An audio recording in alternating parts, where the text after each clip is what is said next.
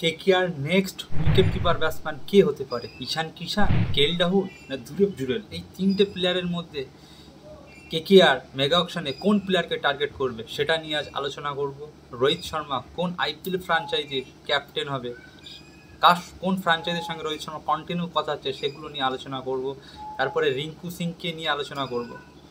তো number 1, KKR কোন Indian wicket keeper ব্যাটসম্যানকে target করতে পারে? আমরা জানি যে কেএল রাহুলের সাথে কিন্তু লখনৌ সুপার জায়ান্টসের যে ওনার সঞ্জীব গোয়েঙ্কা, তার সঙ্গে কিন্তু সে নেক্সট বার 2024 আইপিএলে দেখেছিলাম গ্রাউন্ডে মাঠে খেলা চলাকালীনই কিন্তু মাঠে কিন্তু তাদের ওনারের সঙ্গে কিন্তু কেএল রাহুলের সম্পর্ক ভালো ছিল না, একটা মানে ঝগড়া ঝামেলা টাইপের হয়েছিল, কন্ট্রোভার্সি তৈরি হয়েছিল। তো সেই জন্য রিপোর্ট আসছে যে কেএল রাহুল কিন্তু লখনৌ সুপার জায়ান্টসের সঙ্গে আর কন্টিনিউ করবে না। আর লখনৌর যে ওনার সে ক্লিয়ারই কেএল রাহুলকে জানিয়ে দিয়েছে যে তুমি অ্যাজ প্লেয়ার হিসেবে খেলতে পারো, ক্যাপ্টেন হিসেবে না। কারণ লখনৌ হয় রোহিত শর্মা নাই নিকোলাস পুরান এরকম কোনো প্লেয়ারকে তারা ক্যাপ্টেন দিতে পারে, তারা কেএল রাহুলের ক্যাপ্টেনে মোটেও কিন্তু হ্যাপি না। তো কেএল রাহুল যদি মেগা অকশনে আসে তাহলে কিন্তু সব থেকে বেশি টার্গেট করবে, অল আউট যেতে পারে একটাই টিম, সেটা হচ্ছে আরসিবি, রয়্যাল চ্যালেঞ্জার ব্যাঙ্গালোর। কারণ রয়্যাল চ্যালেঞ্জার ব্যাঙ্গালোরের কিন্তু ইতিমধ্যে কিন্তু ক্যাপ্টেন যে ফ্যাফ ডু প্লেসি তার কিন্তু একটা এক্স ফ্যাক্টর, অলরেডি তো 40 বছর বয়স হয়ে গেছে। আরসিবি ম্যানেজমেন্ট কিন্তু ফ্যাফ ডু প্লেসির সঙ্গে কিন্তু আর কন্টিনিউ করবে না, অ্যাজ প্লেয়ার হিসেবেও কন্টিনিউ করবে না, তাই কিন্তু রিলিজ করবে, রিপোর্ট আসছে। এমনকি গ্লেন ম্যাক্সওয়েলও রিলিজ হবে।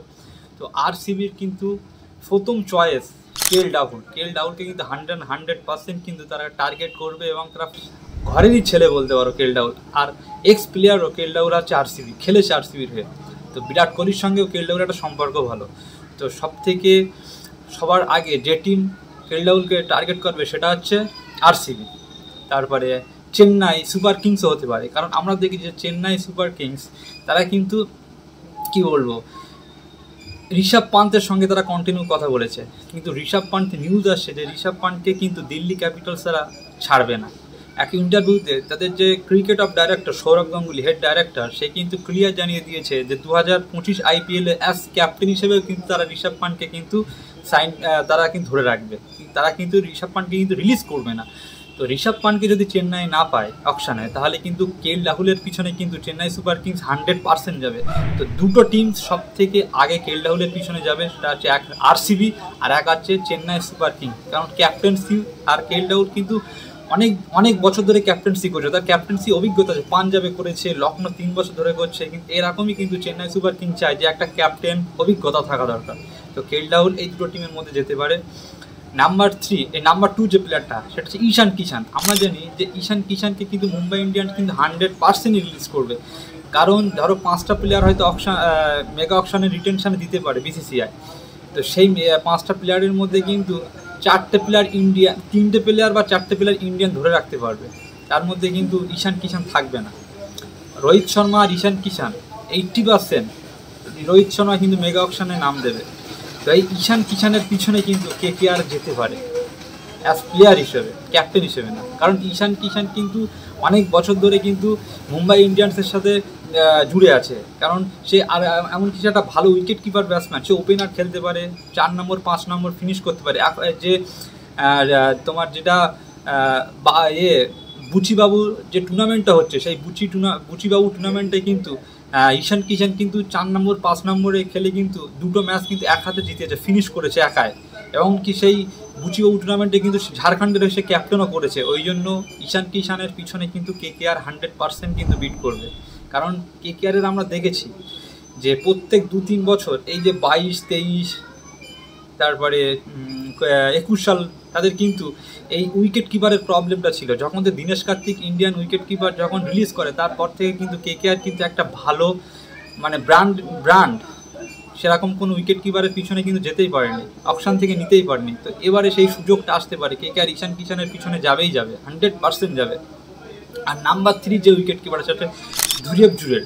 রাজস্থান রয়্যালস কিন্তু ধুরব জুরেলকে কিন্তু 100% রিলিজ করবে। কারণ তাদের যে 3টে প্লেয়ার তারা ইন্ডিয়ান রিটার্ন করবে, সেটা হচ্ছে জাসওয়াল, সঞ্জু স্যামসং আর একটা হচ্ছে রিয়ান পরাগ বা চালও হতে পারে। কিন্তু সেই ধুরব জুরেল কিন্তু অকশনে আসলে কিন্তু কেকেআরের অল আউট যাওয়া দরকার। কারণ দেখেছি ধ্রুব জুরেল কিন্তু একটা ভালো কোয়ালিটির ব্যাটসম্যান, সে কিন্তু 4 নম্বর 5 নম্বরে একটা ভালো ম্যাচ ফিনিশ করতে পারে। যখন ওপর থেকে টিমগুলো ক্লাবস করে আউট হয়ে যায় তখন কিন্তু সে 4 নম্বর 5 নম্বর এসে ম্যাচটাকে ধরে রাখতে পারে, ফিনিশ করতে পারে খেলে। ওই জন্য ঈশান কিষান আর ধ্রুব জুরেল এই দুটো প্লেয়ারের পিছনে কিন্তু কেকেআরের অল আউট যাওয়া দরকার, টার্গেট করা দরকার। এই দুটো উইকেট কিপারকে, ঈশান কিষান আর ধ্রুব জুরেল, এই দুটো উইকেট কিপার ব্যাটসম্যানকে কেকেআর মেগা অকশনে কিন্তু টার্গেট করবে রিপোর্ট অনুযায়ী। এবারে আলোচনা করি নাম্বার 2 যে পয়েন্টটা, সেটা হচ্ছে রোহিত শর্মা। দেখো রোহিত শর্মা কিন্তু এমআই টিমে কিন্তু অনেক বছর ধরে খেলছে, আর এমআই টিমকে কিন্তু সে রোহিত শর্মা কিন্তু অনেক ভালোবাসে। এবং এমআই টিম মুম্বাই ইন্ডিয়ান্স টিমের কিন্তু এত ব্র্যান্ড ভ্যালু, সেটা হচ্ছে রোহিত শর্মার জন্য। 5 বার ট্রফি জিতিয়েছে, সেটা হচ্ছে রোহিত শর্মার জন্যই। তো সেই রোহিত শর্মা কিন্তু এমআই ছাড়তে পারে। কারণ কি? কারণ আমরা দেখি 2024 সালে কিন্তু হার্দিক পান্ডের সঙ্গে কিন্তু রোহিত শর্মা, জাসপ্রীত বুমরা, সূর্য কুমারের কিন্তু সম্পর্ক ভালো ছিল না। সো এবারে রোহিত শর্মা সে কিন্তু অন্য কোনো ফ্র্যাঞ্চাইজির হয়ে ক্যাপ্টেন করতে পারে, সেটা লখনৌ হতে পারে, দিল্লি হতে পারে, বা আরসিবিও হতে পারে। তো সেই আর কি রোহিত শর্মা কিন্তু মেগা অকশনে নাম দিতে পারে। আর রোহিত শর্মা যদি মেগা অকশনে নাম দেয় কিন্তু বড় বড় টিম পাঞ্জাব কিংসও রোহিত শর্মার পিছনে অল আউট যেতে পারে। কারণ আমরা দেখেছি যে পাঞ্জাব কিংস কিন্তু যে প্লেয়ারের উপর টার্গেট করে তাকে কিন্তু অকশন থেকে নিয়ে ছাড়ে। তো এই রোহিত শর্মার একটা রিপোর্ট আসছিল যে এমআইএ কন্টিনিউ নাও করতে পারে রোহিত শর্মা। তো এইগুলো রিপোর্ট বেরিয়ে আসছিল, তো সেগুলো তোমাদের সাথে আলোচনা করলাম। তো প্লিজ তোমরা নতুন আসলে আমার চ্যানেলটা সাবস্ক্রাইব করবে, আর ভিডিওটা ভালো লাগলে প্লিজ লাইক করবে।